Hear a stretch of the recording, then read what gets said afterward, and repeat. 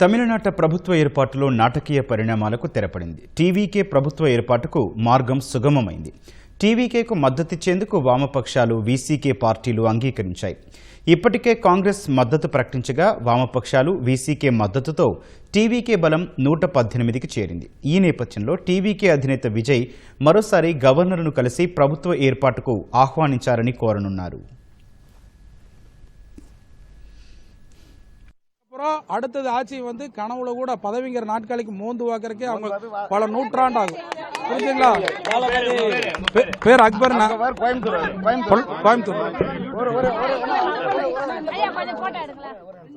கூட்டம் ஓட்ட மாறுமான்னு சொன்னாங்க. என்னாச்சு? மக்கள் என்ன செஞ்சாங்க? மாத்திட்டாங்களா? அதுதான் எங்களுடைய தலைவர். அவர் வந்து பேசுன முகம் போதும். சின்ன பையனா கூட, சின்ன 18 வயசு பையனா விட்டா கூட எம்எல்ஏ ஆயிடுவார். மூஞ்சிதான் இது. இன்னும் எங்க பசங்க இன்னொன்னு முதல் முறையா சட்டசபைக்கு வந்து யங்ஸ்டரே போறாங்க. அத பத்தி அதுதான் சந்தோஷம் தானே. யங்ஸ்டர் போய் எந்த கட்சியில போயிருக்கிறாங்க. இதோட தாக்கத்தை எந்த யாரும் இவரு மாதிரி பிறக்க முடியாது, பண்ணவும் முடியாது. இவரு தான்பா, எங்க ஆளு தான்பா. இந்த கூட்டம் ஓட்டா மாறுமான்னு கேட்டாங்க. ஓட்டாவும் மாறிச்சு, நாளைக்கு வேட்டாவும் மாறும்.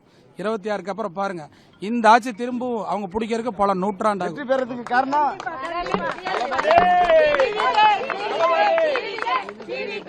ஐயா நிரூபிச்சாங்க. ஐயா ஆட்சி அமைக்க போறாருங்க. ஐயா ஆட்சி அமைக்க போறாரு. 4:30 மணிக்கு கவர்னர்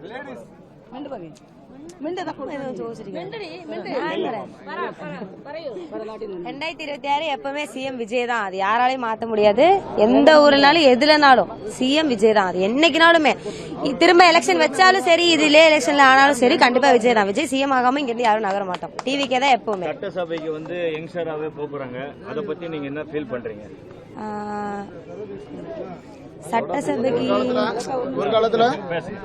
ஒரு காலத்துல வந்து அண்ணாவும் இளைஞரா தான் போனாரு, கலைஞர் கருணாநிதியும் இளைஞரா தான் போனாரு.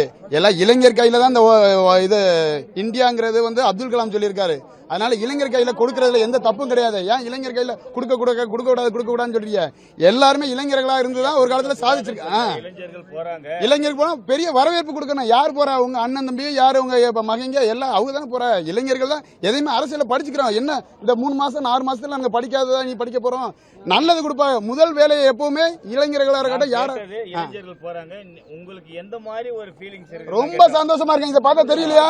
தமிழ்நாடு ஃபுல்லாவே கொந்தளிச்சு சந்தோஷத்தோட இருக்கிறோம். இது வந்து சாதாரண சந்தோஷம். அவன் வீட்டுல அவங்க அண்ணன் தம்பி எல்லாரும் போனது மாதிரி எல்லாரும் சந்தோஷமா இருக்கிறோம்.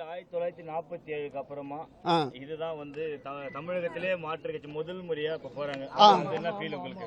ரொம்ப அதாவது அடுத்த இனிமேல் வார ஜெனரேஷன் வந்து இளைஞர்களுக்கான ஜெனரேஷன்ங்கிறத நாங்க வந்து பதிவுபடுத்திருக்கிறாரு எங்க தளபதி விஜய் அவர்கள். இனிமேல் இளைஞர்கள் தான் எல்லா இதுலயுமே இருப்பாங்க. அன்று வந்து 1947ல வந்து அன்று செஞ்ச ஆட்சியை விட இந்த முறை இப்ப 2026ல செய்யக்கூடிய ஆட்சி, தளபதி விஜய் அவர்களுடைய ஆட்சி வந்து சிறப்பாக இருக்கும்.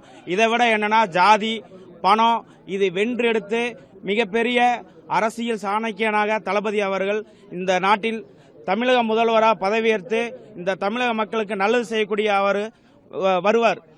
அண்ணனை நம்பி, அண்ணனோட முகத்தை மட்டுமே நம்பி வந்திருக்காங்க. நன்றி.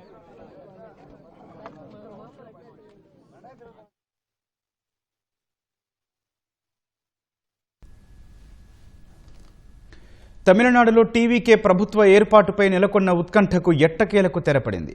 తమిళనాడులో నెలకొన్న రాజకీయ అనిశ్చితి కొలిక్కొచ్చింది. విజయ్కు మద్దతు ఇచ్చేందుకు వామపక్షాలు అంగీకారం తెలిపాయి.